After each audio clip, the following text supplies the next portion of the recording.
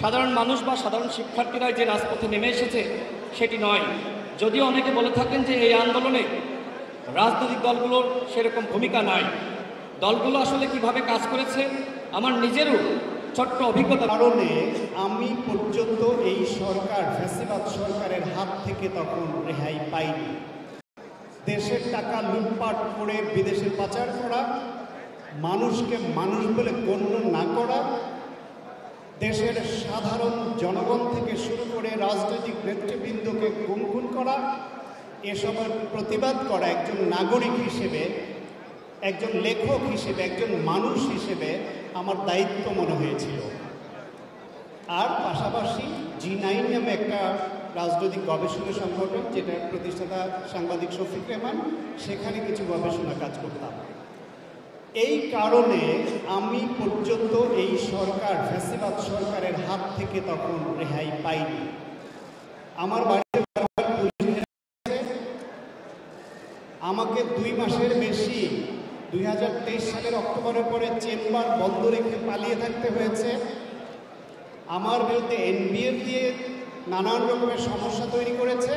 সর্বশেষ 16 জুলাই যখন আবু সাইদ ওয়াসিম সহ 6 জন যোদ্ধাকে হত্যা করল, সেই হত্যার প্রতিবাদে 17 জুলাই বায়াতুল মোকাররমে বিএনপি একটি গায়েবানা জানাজার আয়োজন করে।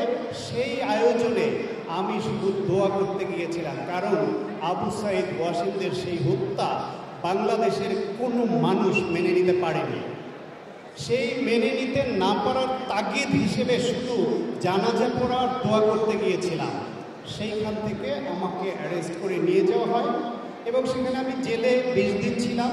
তার মধ্যে আমি বিএনপির সিনিয়র নেতৃবৃন্দ, মির্জা, আমাদের এখানেই আছেন নজরুল ইসলাম খান ভাই, আমাদের স্ট্যান্ডিং কমিটির সদস্য আমাদের আমির খসরু মাহমুদ চৌধুরী ভাই সহ এনি ভাই, স্বপন ভাই, মিল্লাত ভাই, অনেকে ছিলেন, পার্থ ছিলেন। আমরা সেখানে প্রতিদিন এমন এক উৎকণ্ঠার মধ্যে কাটাতাম যে যদি এই ফ্যাসিবাদের পতন না হয়, এই ফ্যাসিবাদ টিকে যায়, তাহলে আমাদের কার পরিণতি কী হবে আমরা কেউ ধারণাও করতে পারতাম না।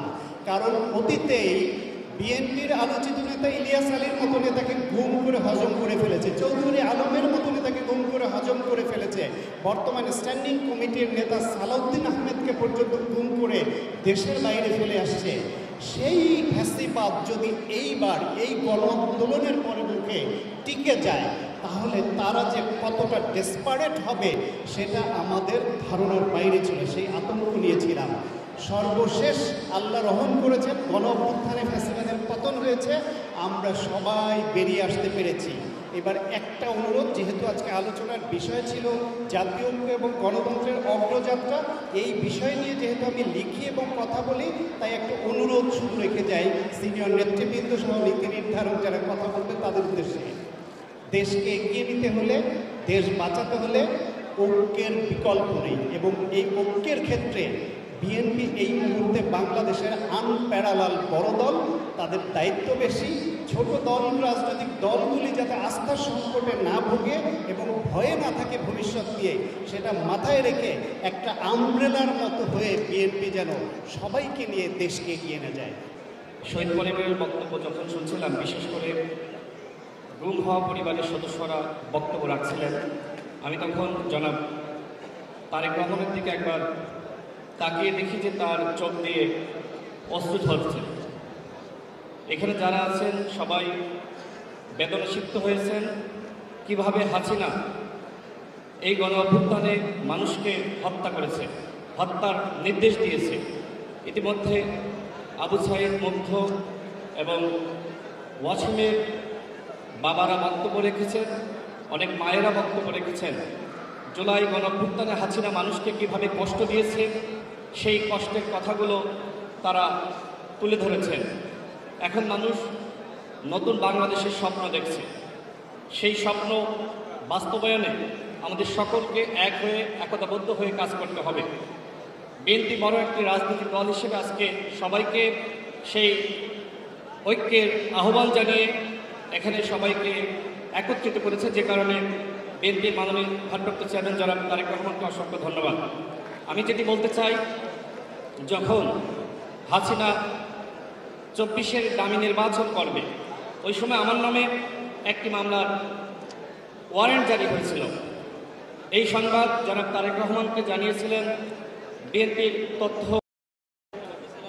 প্রযুক্তি বিষয়ক সম্পাদক একে ওয়াহিদুজ্জামান। এরপরে জনাব তারেক রহমান তিনি বর্তমান অ্যাটর্নি জেনারেল, তাকে নিজে ফোন করে বলেন যে রাশেদ খানের মামলাটি দেখার জন্য। আমি তার প্রতি কৃতজ্ঞ। শুধুমাত্র যুগপৎ আন্দোলনের আমি নয়, এরকম যারা হামলা মামলার শিকার হয়েছে সবারই তিনি খোঁজ রেখেছেন। বিএনপির অসংখ্য মানুষ গুম খুনের শিকার হয়েছে, আজকে তাদের অনেকে বক্তব্য রেখেছেন। অর্থাৎ যে জুলাই গণ অভ্যুত্থান, এই অভ্যুত্থান শুধুমাত্র এই 36 দিনের আন্দোলনে গণ অভ্যুত্থান হয়নি। 2007 থেকে 8 সেই সময় যে ফখরুদ্দিন মঈনুদ্দিনের বিরুদ্ধে আন্দোলন, মূলত সেই সময় থেকে হাসিনার বিরুদ্ধে ফ্যাসিবাদ বিরোধী লড়াই শুরু হয়েছে এবং সেই লড়াইয়ের সর্বশেষ পরিণতি লাভ করেছে 2024-এর জুলাই মাসে, আগস্ট মাসে যার সমাপ্তি ঘটেছে। এই 36 দিনের বিপ্লবে শুধুমাত্র সাধারণ মানুষ বা সাধারণ শিক্ষার্থীরাই যে রাজপথে নেমে এসেছে সেটি নয়। যদিও অনেকে বলে থাকেন যে এই আন্দোলনে রাজনৈতিক দলগুলোর সেরকম ভূমিকা নাই, দলগুলো আসলে কিভাবে কাজ করেছে আমার নিজেরও ছোট্ট অভিজ্ঞতা রয়েছে, আমি 1 মিনিটে সেটি শেষ করতে চাই। এখানে বিএনপির জাতীয় স্থায়ী কমিটির সদস্য সালাউদ্দিন ভাই আছেন, তিনি সেই সময় ভারতে নির্বাসিত অবস্থায় তার সাথে আমাদের কথা হয়।